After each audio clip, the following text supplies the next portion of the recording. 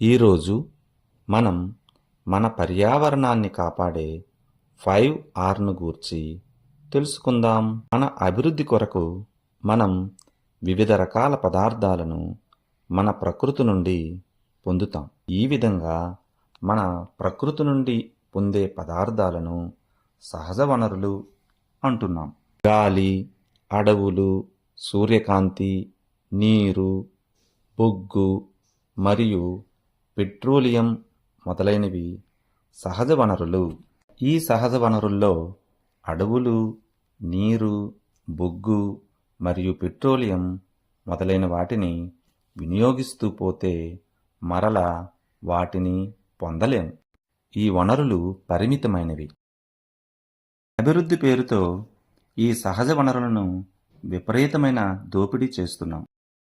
ఈ చర్య పర్యావరణాన్ని సరిదిద్దుకోలేని హాని కలిగిస్తుంది. మీరు వాయు కాలుష్యం, జల కాలుష్యం, భౌమ్య కాలుష్యంను గూర్చి వినే ఉంటారు లేదా చదివే ఉంటారు. సహజ వనరులు చాలా పరిమితమైనవి. దీనికి తోడు ఈ సహజ వనరులు విపరీతమైన దోపిడీ వలన ఈ వనరులు తరిగిపోతున్నాయి.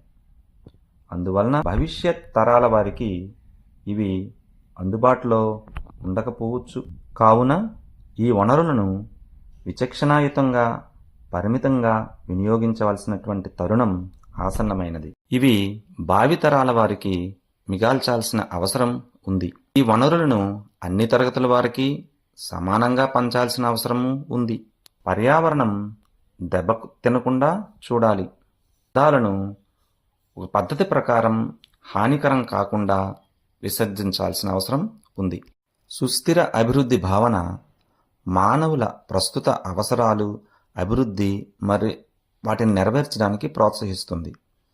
అలాగే వనరులను సంరక్షించి తద్వారా అవి భవిష్యత్ తరాలకు అందుబాటులో ఉండేలా చేస్తుంది.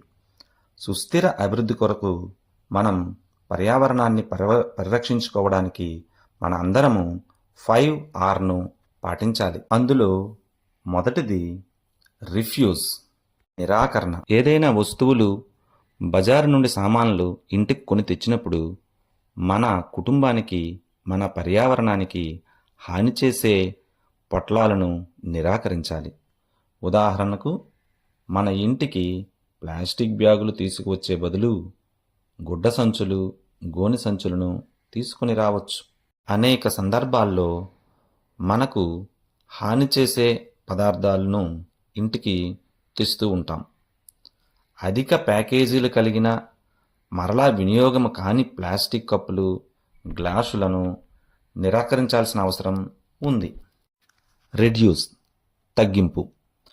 వనరుల దుర్వినియోగాన్ని తగ్గించినచో వనరుల ఉత్పత్తి చేసినట్లే కదా. అందుచేత వినియోగం లేనప్పుడు బల్బులు, ఫ్యానులు, విద్యుత్ ఉపకరణాలను ఆర్పవలసిన అవసరం ఉంది. తద్వారా దగ్గర ప్రదేశాలకు వెళ్ళాలనుకుంటే కారును వినియోగించుట కంటే కాలినడక మంచిది కదా.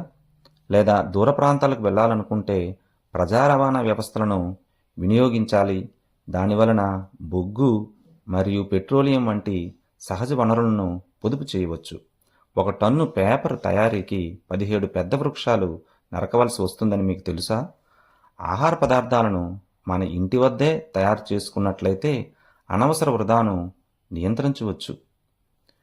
నీటిని ఏ రకంగా తగ్గించి వినియోగించవచ్చో మీ మిత్రులతో చర్చించండి. రీయూజ్, పునర్వినియోగము. ఒక వస్తువును మరలా వినియోగించవచ్చు. ఉదాహరణకు, ఒక గోనె సంచిని అనేకసార్లు వాడవచ్చు. ఒక జ్యూస్ బాటిల్ను పారవేసే కంటే దానిని నీళ్ల సీసాగా వినియోగించుకోవచ్చు. వంటగదిలోని దినుసులు నిల్వ కొరకు ప్లాస్టిక్ పాత్రలను తిరిగి వాడవచ్చు. ఒక్కసారి వాడిన అట్టపెట్టెను వస్తువులు నిల్వ కొరకు వాడవచ్చు. మనకు సరిపడని వస్తువులను, దుస్తులను అవసరమైన వారికి దానం చేయవచ్చు. రీపర్పస్, పునరుద్దేశము. ఒక్కొక్కసారి ఒక అవసరం కొరకు కొన్న వస్తువుని మరొక అవసరం కొరకు వినియోగించవచ్చు. విరిగిన మట్టి కుండలో, కూజాలో ఒక మొక్కను నాటవచ్చు. అదేవిధంగా విరిగిన బకెట్ను చెత్త కుండీగా కూడా వాడవచ్చు. విరిగిన గాజులను అలంకరణ సామగ్రిగా వినియోగించవచ్చును. రీసైక్లింగ్ పునశ్చక్రీయము.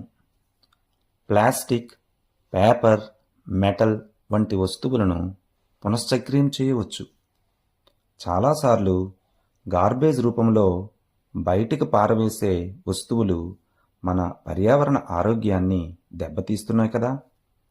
మన గ్రామాల్లో, పట్టణాల్లో ఇలాంటి వ్యర్థాలను వేరు చేసే, తీసుకుపోయే పునశ్చక్రీయ ప్రక్రియ కలిగిన రసాయన పరిశ్రమలకు చేరవేసే వ్యక్తులకు అందజేయాలి. అయితే ఈ పునశ్చక్రీయానికి శక్తి వనరులు కావాలి కదా. కాబట్టి అవకాశం ఉన్నంత వరకు పునః వినియోగంపైనే దృష్టి పెట్టాలి. మీ నిత్య జీవిత అవసరాలను దృష్టిలో పెట్టుకొని, వ్యవహారాలను దృష్టిలో పెట్టుకొని 5 Rsను ఎలా వాడాలో స్మరణకు తెచ్చుకోవాలి.